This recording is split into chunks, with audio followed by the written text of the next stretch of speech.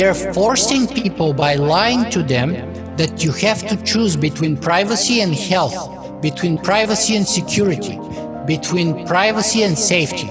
And that's bullshit. That's not the truth. That's basically a false dilemma which we don't have to be forced to choose. Thank you for joining Change. I Am Possible, India's first future tech podcast. Do kindly subscribe, support and share. So today I have with us Nikola Danaylov. He's an author, speaker, futurist, strategic advisor and a popular blogger and podcaster. So Singularity Web blog is the biggest independent blog and the SingularityFM podcast is one of the most popular and widely recognized podcasts for future technologies. He has interviewed some of the top minds in the field of science and technology. If you're keen to understand what the future holds, I would strongly suggest you to subscribe to the Singularity FM podcast. I wish you enjoyed this conversation. The universe came into existence 13.8 billion years ago, right? When two particles collided, right? That's how that's the narrative that we know. Where the hell did that two particle come from? Okay. And yeah, so besides that, and how could those two particles, which were so small, so tiny, unimaginably small, could expand into this huge universe of ours, which is expanding, right? And then I'll go to like another thing. Everything that we know or universe is made out of matter, right? Particles. Now the double slit experiment posits that particles do not exist and they only come into existence by a conscious observer. Okay, now there's another thing. There's this researcher, I'm sure you know about it, James Gates. He's a theoretical physicist. So while doing his research on the string theory, he stumbled upon this observation that the universe, the cosmos, is written by computer on a computer code, and to be specific, an Adinkra code, which is an error correcting code in the equations of supersymmetry. Right now, technology is growing exponentially, and today, virtual reality is something which even the most crude form of virtual reality experience can trick our motor cortex into believing that is real. I don't know whether you've experienced the Ritchie's plank walk where you have to walk onto the terrace and you walk out of the plank and you know that you're standing over here, but as soon as you're on that virtual reality experience and you're on the top of the building and your head picks you and you feel that you are on top of the world. So what the hell is going on? So would you in some ways, the reason I gave all this thing is we came out of the particle, it's expanded. Somebody is saying the universe is written Adinkra code. Virtual reality technology right now is such a nascent stage. Eventually going forward in 30, 40 years, possibly the lines of what is physical and what is real will start getting blurred. So tell me, are we living in a simulation? So look, my friend, you asked me there at least half a dozen questions, each of which can take the form of a book the size of the Bible or the Bhagavad Gita. So each of those can be very, very substantial, and we can talk for many hours, if not days and weeks, for each of those things. So let's take it step by step here, okay? So first of all, before we even approach to address any of those questions, we have to understand or we have to start with the reason or the starting point of science. And the starting point of science is ignorance. In other words, you cannot try to learn something that you already believe that you know. If you are to learn something new, you have to start with presuming ignorance. You have to say, I don't know, therefore I want to find out. And I'm going to follow the evidence no matter where it takes me. So all progress, therefore, is the younger generation having the stupidity and the audacity and the arrogance to challenge the truths given to us by the older generation, and not always. Most of the time we fail, actually, but every once in a while we actually succeed in finding a new way of doing things in a different way, in a new way, and maybe even in a better way. And this is how all progress happens. All progress starts with doubt, with a refusal to accept for true what was handing down to us. So, for example, Einstein didn't accept completely Newton's theory of gravity. And he came with a theory of relativity. Now, that doesn't mean Newton was 100% wrong. No, he was not. He was very, very, very right, but not 100%, not completely. And we know that the theory of relativity gives a much better predictability and explanation to the motion of the stars, the universe in general, and has a lot better and more accurate predictions and answers than Newton's theory of gravity. Right? And this applies to technology, this applies to cosmology, this applies to physics, this applies to science, this applies to medicine and to epidemiology. Now, going to the physics questions, first of all. So, first of all, my understanding of cosmology is that it wasn't two particles. Actually, it was a single infinitely dense point called the singularity. So, the Big Bang is not the clash of two particles. It's the explosion of a single infinitely dense point called a singularity. And then how did matter arrive with that? We have many theories about that. One theory is, I think, inflation, which basically in the first super short part right after the Big Bang, there was this kind of super expansion and inflation, which kind of explains the different densities in the universe. And the different speeds, and that's, by the way, when we had most of the physical forces appear, the way as we know them. And cosmology is one of my weakest links and stuff like that. But the key point here is that we don't know if that's true. We have some evidence that some of it may be true, and that comes in the form of the cosmic background radiation. We've conducted some experiments, I think it was about 20 years ago, based on some predictions that we would find, based on that theory, we would find the evidence for that theory in the presence of a cosmic background radiation. That was predicted. Then we created an experiment to prove or disprove whether that's actually the case. We did discover such cosmic background radiation, and therefore the theory has a lot more evidence and is starting to be substantiated as likely true. Now, we don't know how perfectly accurate it is and whether we don't need to make some tweaks or adjustments of the theory. And just like many other theories, it's evolving. But the key point is that we are comfortable with accepting that we don't know everything. We don't know how everything started, but that's the best starting point to actually find out something, is embracing the fact that you don't know.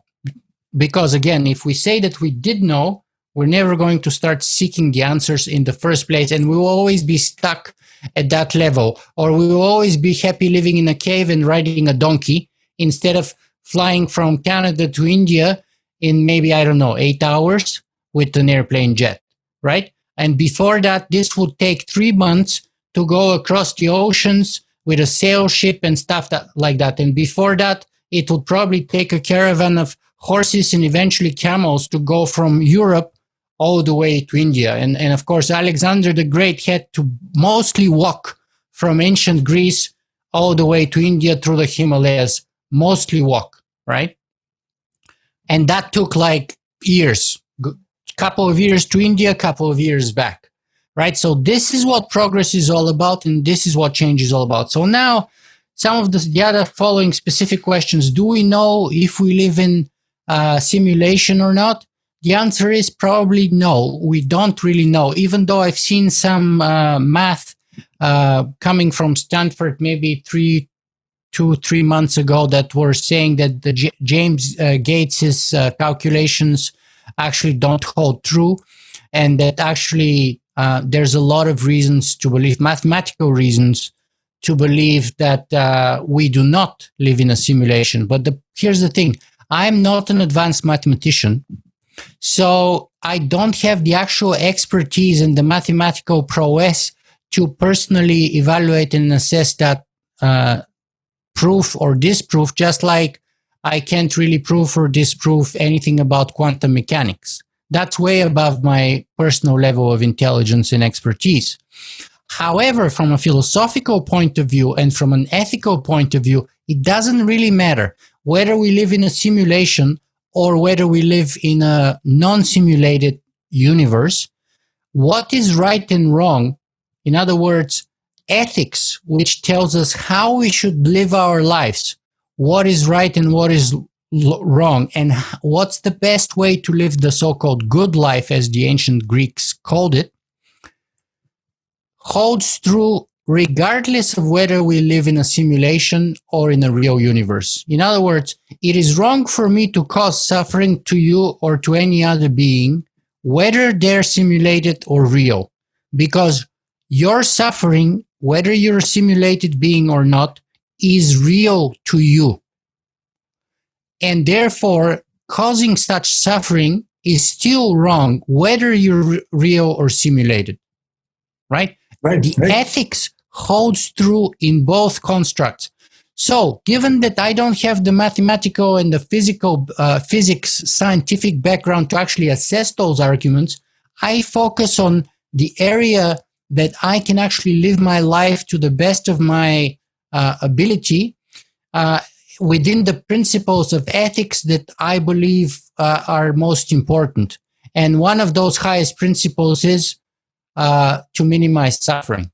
So this is my starting point, and I think given that it doesn't matter whether we're in simulation or not, it's a good principle. Right. Yeah, fair enough. So I completely agree. It really doesn't matter whether you're living in a simulation or not. The reason I asked is because at this point, since I've been so vested into virtual reality, like I said, I mean, the technology right now, with the haptic feedbacks and things like that, the things can be, you can feel and touch, and, all your five senses can be simulated at this point in time, and in the near future with brain-computer interface and things like that, if and when we kind of understand to kind of peep into our brains and kind of map how our neurons and synapses fire and what it does, and then maybe actually map the same into a binary code. You create a brain-computer interface, and then the line starts getting blurred. And I personally feel that I think we are maybe 50 years away possibly, where we'll be able to create a simulated world where you will not be able to decipher what's virtual and what's real. So yes, you're talking about COVID-19. I think the entire world today is grappling with COVID-19, right? The entire world is confined, and we are shit worried, right? Because the economy looks bad. The media is painting a terrible picture of what's going to come in. People are saying 1 quarter, 2 quarter, things are going to be bad. So everybody is at home. Everybody is... we are anxious, right? And besides COVID-19 being this scary virus which is spreading, there's a pandemic of fear also. Let me just say something here, though, about the Indian politics in context, and something that people need to be very much aware of and be careful about. COVID-19 is not only a medical crisis. COVID-19 is also a political crisis. The bigger issue here is that when you lock down the economy, when you suspend the rule of law, when you create a forced quarantine, that's not a medical situation. That becomes an economic, social, and first of all, a political situation. And that's very different than just a medical situation. So you should never forget that. And here's the even more important part. People around the world are dreaming about situations like that so that they can call extra special power to themselves and to their governments that would give them extra leverage to crush their opposition, to suppress dissent in their countries, to give them extra powers, to strengthen their grip on power, to make more money personally for themselves, to push forward their own extremist agenda, and to basically stay longer in control of the situation and to make themselves stronger and more powerful and less vulnerable. Right. So that's true of the United States, where, for example, Donald Trump, who has pledged to give billions of dollars to American industry in the form of help, is basically helping himself, because he's going to pay billions of dollars to the hotel industry, to the tourism industry. And what about his golf courses? What about his hotels? He is literally taking government money, paying himself. Now that, for a failed businessman like Donald Trump, is a dream come true.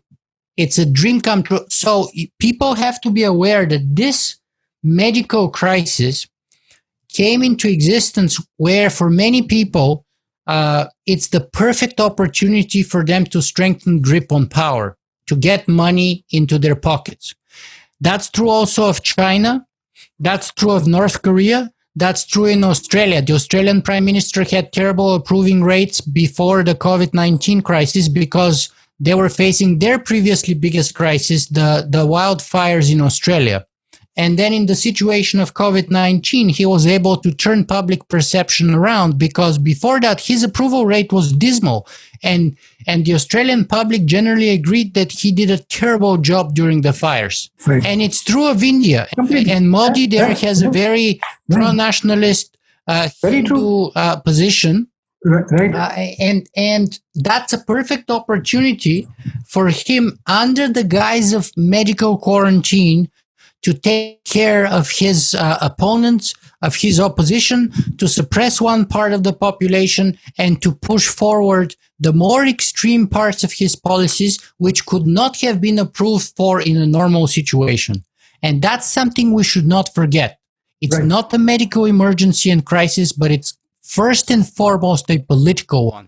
You summed it up. I mean, it's all your personal need, personal growth, personal greed, and that's about it. And I do not spend my time and energy on them. So coming back to COVID-19, right? So technology is growing on an exponential space, right? So China, Israel, Korea, Singapore, and many other countries are using CCTV cameras, drone, AI-based thermal cameras for tracking and tracing their UA, leveraging artificial intelligence. Now, privacy experts have raised concerns on how the data is being used, right? So currently, right now, it's okay for to use these technologies for tracking, tracing, or contactless. No, it's not okay. Yeah, but what is should we time limit this, or if we don't, do you see a surveillance society? So here's the thing. Technology is amoral, but how we use technology is a moral or immoral act. It's ethical or unethical act. It's self-serving or beneficial act. So let me give you some examples in the realm of privacy and surveillance. So the argument goes, look, to fight COVID-19, you have to give up your privacy. So we need to be able to get everybody's cell phone data so that we know where you are during quarantine, where you go, who do you meet, and track all your contacts, right? So in theory, that's all like that. And it's all done for the good goal of fighting a medical outbreak, epidemic. Here's again where the ethics comes to play and politics comes to play. How you do that tracking and that monitoring makes the difference, because the devil is in the detail. And there's two ways you can do it. One which is terrible and one which is so much better. The terrible way is to tell people that they have no choice, but they have to surrender privacy from the beginning. And here's what that means. That means then that the people in power who have access to that data can use that data for any other purpose once they have their hands on that data. Okay? So, let me give you an example. If you are in North Korea, or if you are the Israeli Prime Minister, right? The Israeli Prime Minister there has been in charge for a decade, and he's so corrupt that it's utterly ridiculous. So, you want to, first of all, find out who your opponents are. You want to find out where they are. and you want to find out who their friends are, because the chances are that if you are in the opposition and you want to take down the government, you have to meet and discuss with people and your friends. How do you do that? Well, you do that with the so-called medical app to follow the medical data, and you find out who people's friends are, and then you can use a false pretext as a medical reason. You can say, well, somehow the major opposition leaders here got all infected by COVID-19, so we have to arrest them because they refuse to self-quarantine, right? And you can see that maybe not in Israel, but let's say in North Korea or in China, where you have 1.5 million Uyghurs in so-called brainwashing camps or re-education camps, as China calls them, for their Muslim minority.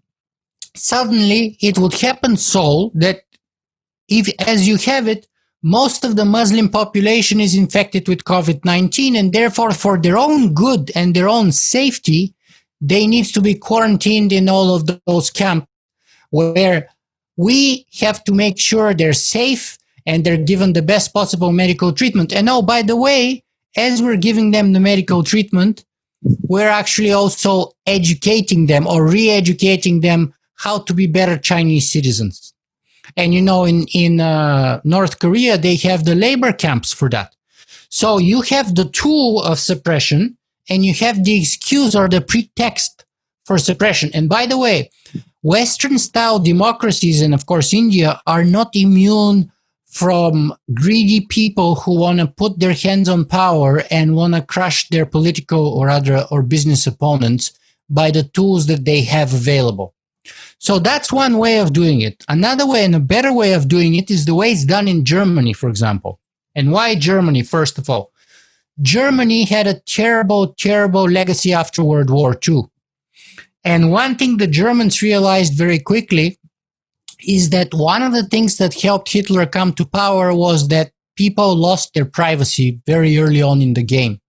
In other words, you could not remain private in your politics. You could not support the Nazi party. If you remained not publicly supporting the Nazi party, you got arrested. You had all kinds of trouble. So one of the first things that people lost was their privacy, which is why after World War II, Germany has created the strongest privacy protection in their constitution in the world of any other country in the world. And so here's what that means.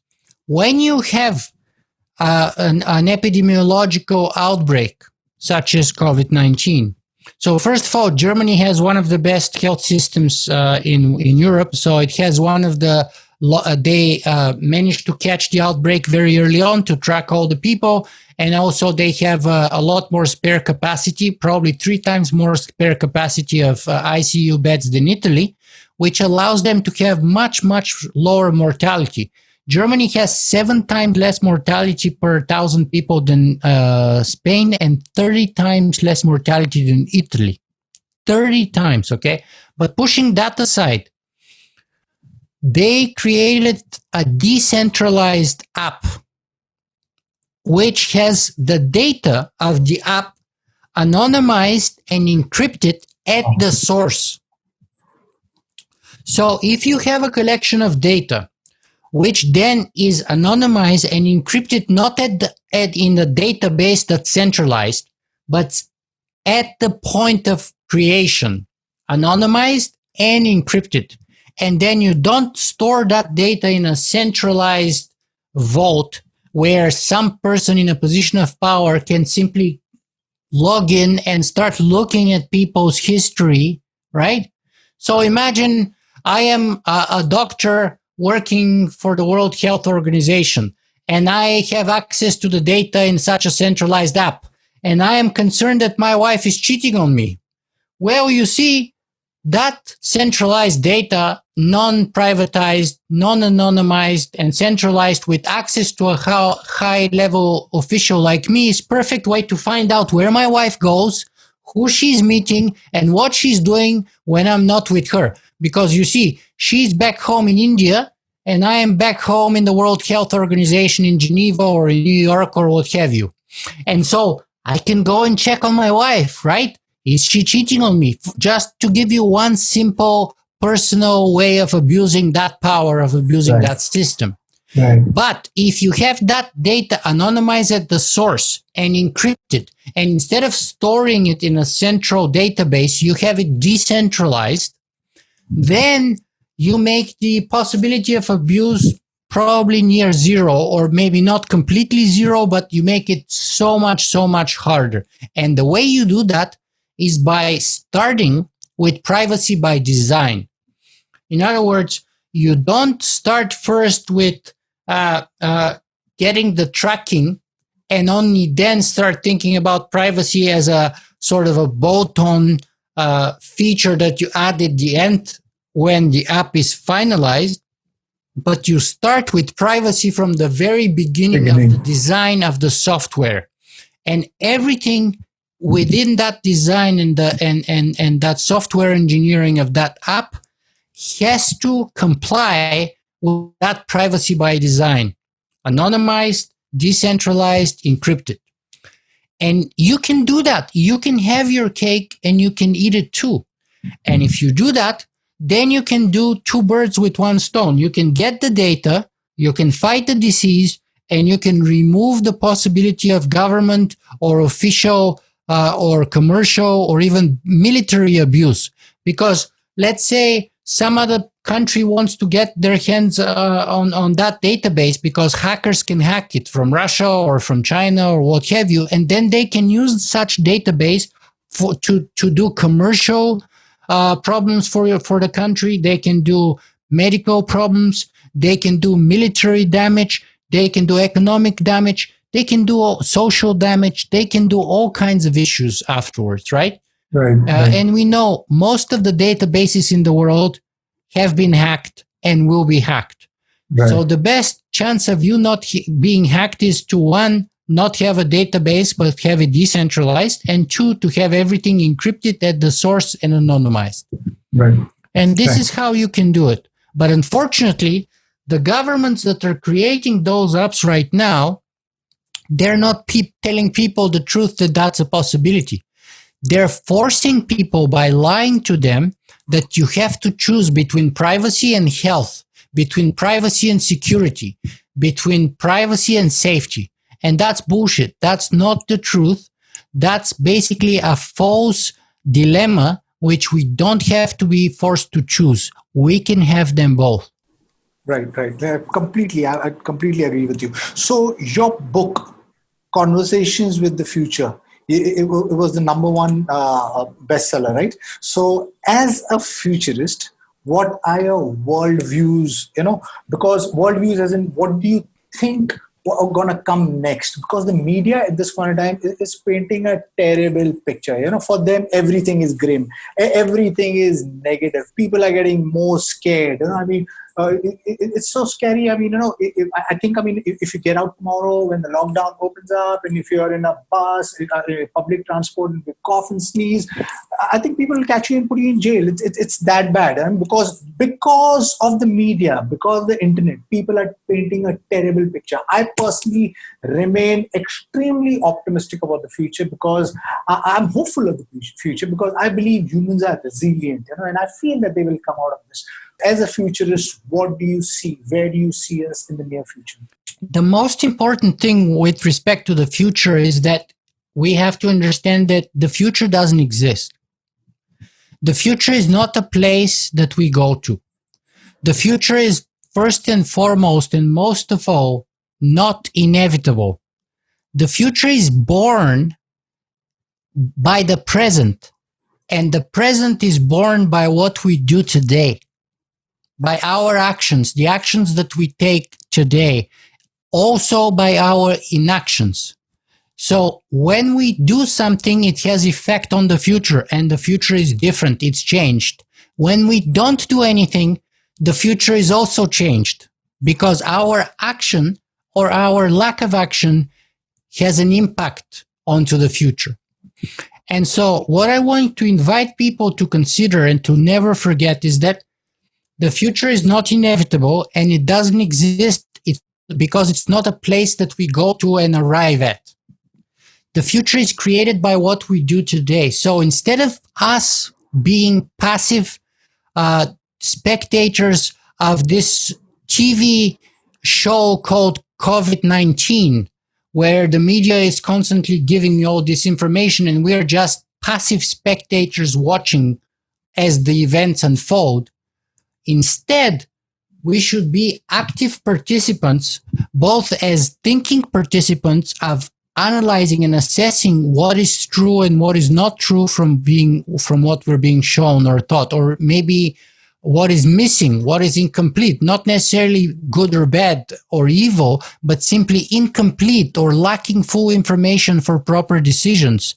And most importantly, what are the political, what are the social, what are the economic, even religious implications of what's happening right now? Because, for example, you would say, well, COVID-19 is a medical issue. It's not a religious issue. Of course, it's a religious issue. If people are not allowed to go worship together in a temple, that's immediately becoming a religious issue. You know that regardless of what religion you are, we have those temples, and religion is a very social activity. You get in a temple with a number of other people, your family, etc., etc. So the COVID-19 will have impact on the religious situation, the legal situation, because you have the rule of law suspended, on the economic situation because the economy was closed, and on the political situation because people hungry for power will try to use and abuse that situation to their own benefit. And so we can create the future by being active and proactive about the best possible things that we want to start working on today. And the best attitude for that is, instead of trying to predict the future tomorrow, try to work on the best possible things that you can get engaged in today. Try to not be a spectator, but get onto the arena, get your hands dirty, even if you get hurt, even if you get tired. Get actively involved in making the changes you want to do today for making a better world today and for making a difference today. And if you do that, the future will take care of itself. And not only that, but it would also end up being the best possible future. Alternatively, the people from Silicon Valley or people who want to manipulate you, they can tell you, well, here's the future. We're going towards it. It's a destination. It's a place where we arrive at. And you know what's the implication of that? We can just order beer, pizza, and watch Netflix until the end of the world. Because the future is already created. It's existing there. It's, quote, inevitable. And there's nothing we can do about it. So why bother? Why don't we just buy pizza, drink beer, watch Netflix, and, forget about it? There's nothing we can do about it. But the moment they tell you this and you believe it, you become like a slave. You become a passive observer that can be manipulated into any kind of future. Whereas the truth is, the reality is the future is not inevitable. If you do nothing, you would still have an impact of the future, that you would allow other people to create that future that you're going to arrive at. But if you do something, you can actually create the future that you care about, that you think would be a better future. Right, yeah, completely. Yes, I think it's very well put that the future is born by the present and the action and inaction and the choices that you make. So I think brilliantly put. So the ones, my audience, the ones who don't know about technology singularity, can you explain what technology singularity is? And then you can talk about your weblog and your FM. And where do you see yourself going? So the concept of the technological singularity has many definitions, but perhaps the simplest, most accessible one is that it is the moment when machine intelligence or artificial intelligence will first equal and then surpass supposedly human intelligence. It will be the moment when machines are smarter than us.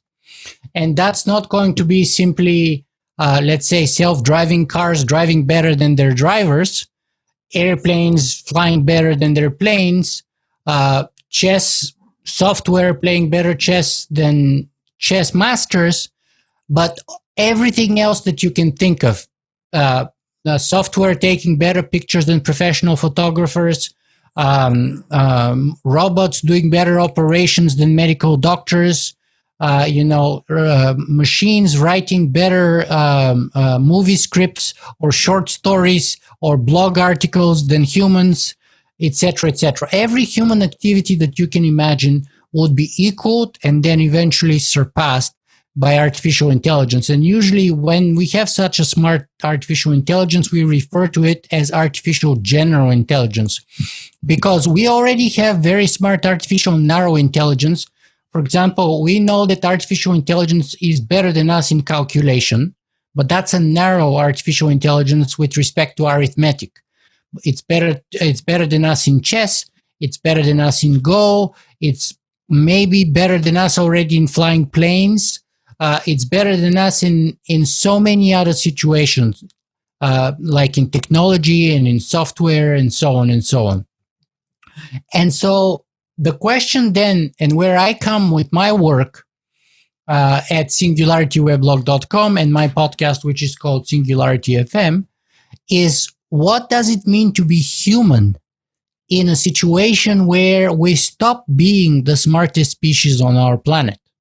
How does that change the very meaning of what it means to be human, of where we are and where we're going, and what happens to us, right? Because if you look at the world, we are still currently the smartest species on our planet, and which is why we have been able to get to 7.6 billion people and to basically extract as much resources as possible from our planet and to kill off most other animals. And maybe someone will say, well, what's so bad if we're the second smartest species on our planet? If the machines are smarter than us, it's not so bad. We're going to be number 2, right? It's like the president and the vice president. It's not too bad. But it's not quite like that, because if you look around us right now and ask, okay, who is the second smartest species on our planet right now? And I would propose to you that it's our cousins, the great apes. And you cannot fail to see that the great apes, just like most other members of the animal kingdom, are not doing very well nowadays. They're going extinct. And we kill them for food. We kill them because we extract their natural environment. We cut off their forests. We lock them up in zoos. And we do medical experiments on them to create vaccines and all kinds of other things. So do we want to be, because once we become the second smartest species on our planet, the question is, why should we be any different than the great apes? Why shouldn't the machines or the artificial intelligences not treat us the same way that we treat currently our cousins, the great apes? And mind you, we have 99% the same genetics as the apes, so we're very close to them, but the machines will be entirely and completely different from us. So they would have a lot less in common with us than we have with our cousins, the great apes. Therefore, they would have a lot less reasons to be nice to us than we have such reasons to be nice to our cousins, the great apes. And so my questions and issues that I look at on Singularity Weblog and Singularity FM are those questions of what it means to be human, but also how is that meaning or of that answer, and also the question evolving in time when we have exponentially growing technology. Because humanity changes also as our technology changes. Because first we create the tools, but then the tools create us. And then what happens is now we're getting to the point where we're able to manipulate the human genome. And we can do that for living human beings. And that means that we have gotten to the point where it is not nature or natural selection that can design humans randomly by chance, but rather we can design them ourselves by purpose, by our own purpose, with intelligent design. our design. And in China, already we had these baby twins that were born with with genetic manipulation and designer babies. And the doctor actually who had to fabricate all kinds of things to make that happen is now in jail. But China is a lot more lax with doing human experiments, especially with human embryos, than any other country almost in the world. Well, most other countries, especially in the West, Canada, the United States, Western Europe, we have peer review, we have ethical committees which have to approve the experiments before they're actually conducted. In China, things are a lot more fast-tracked, and, as we saw, this doctor even was able to fabricate a bunch of things to make it happen. And so the meaning of humanity will change. And with genetic manipulation, we may be able to change our sex, our race, our physical attributes, whether we're strong or weak, whether we're male or female or both, whether we have 2 hands or 3 hands, because, I can change my genetic code or your genetic code so that you don't have 2 hands, but 3 hands. And you can be short or tall, and you can live a long time or a short time, because we know that there's a huge component, that's genetic component to our aging. And so all of those things combined, things such as artificial intelligence, genetics, robotics, nanotech, synthetic biology, 3D printing, even cryptocurrencies, are changing a disruptive wave of change, a tsunami of change coming towards our civilization as a humanity. And at the same time, we're facing some of humanity's grandest challenges, not only COVID-19. COVID-19 is a relatively small crisis that humanity is facing today. We have much bigger challenges than that. For example, global warming, but also even the possibility of thermonuclear war. Because if you have a nuclear war, we're not talking 1 in 1,000 maybe dying. We're talking billions of people dying. Surely, when a nuclear missile strikes, you're not going to have, 1 in 1,000 people dying. You're going to have the whole Bombay dead in a single shot with a single missile, gone. That's it, in a second, right? Evaporated. So in a situation where we have, on the one hand, disruptive wave of technology coming towards us, and on the other hand, gargantuan crises coming at us, COVID-19 a small one, global warming much bigger one, thermonuclear war as a possibility, then we're getting into a situation where the possibility that the human species may go extinct is pretty high. It's the highest it's ever been, probably, since our species came to exist, ever in the history of our civilization. At the same time, with the help of that amazing technology that we have, we can also go outside of our planet. We can go not only to Mars, but we can go even beyond the solar system. So the whole spectrum of possibility has never been wider in front of humanity than it is currently right now. And on the one hand, the upside is that we can go and populate the universe, just like Carl Sagan used to dream in his original series called Cosmos, and now Elon Musk is dreaming, even Jeff Bezos is dreaming of basically sending spaceships and eventually humanity to populate the universe. And that's fantastic. But on the other hand, we can maybe even destroy ourselves.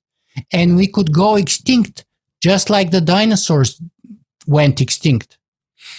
And the key point here is that whether we go extinct like the dinosaurs or populate the universe will not depend on the technology itself, but it will depend on how we use that technology. Because with technology is a double-edged sword, and with nuclear power, you can use it for peaceful means, for nuclear energy, or you can use it for nuclear bombs. And how you use it is not a technological or scientific decision, it's an ethical and political decision. And therefore, the key to our survival or our going extinct will not be scientific so much as ethical. If we make the wrong decisions with the right technology, we can destroy ourselves. And if we make the right decisions even with the wrong technology, we can still survive. So the primary here is the decisions we make, not so much the technology. Just like I gave you the examples before that with COVID-19, you can use tracking app, phone software to suppress dissent, to arrest people, to crush your political opposition, or you can use it to treat the disease while at the same time preserving privacy and anonymity in an encrypted, decentralized way. Right. Yeah. So all of those possibilities are an option. This has been the work that I've been doing for the last decade. And these are, I think, the questions that our civilization as humanity will have to contend in this 21st century, and the issues which will determine, depending on how we react to those issues, will determine whether we go extinct like the dinosaurs or whether we populate the universe. Lovely. Nikola, thank you. Thank you for giving time. Thank you for being the inspiration. Thank you for all the work that you've put over the years. Thank you for interviewing all of those people. Because for me, and I think so many others all over the world, it is a learning reservoir, right? I mean, there is so much that you do. So thank you. I really appreciate, and I feel honored to have you on Change I Am Possible podcast. And like you said, I think we're living in the most fantastic time, but technology is a double-edged sword. And what we do with it will define the future. With the COVID-19, it's been so bad for the world, but there's one silver lining to it, that there's everybody's come together, the technologists, the doctors, the researchers, and there's so many people. It is never in history something like this has happened. To get to a vaccine, it would take 4 to 5 years. Right now, there's 50 plus clinical trials going on for the vaccine. So I personally, like I said earlier also, I remain extremely hopeful that a therapeutic or vaccine cure will come. I remain extremely hopeful that the lockdown ends, and I remain extremely hopeful that the economy will bounce back to normal and things will come back to normal. Though the media portrays the complete opposite picture, but I feel that things will come back to normal. And to my listeners, if you like what you see, please press the subscribe button. And like always, I'm going to leave the details behind below of Mr. Nikola, because Nikola this is about building choices that we make today build the future. Thank you. Like Nikola said, the choices that we make today build the future. Thank you, Nikola, for being part of Change and Possible podcast. Sincerely appreciate it. My pleasure, my friend, and I wish you good luck with your podcasting.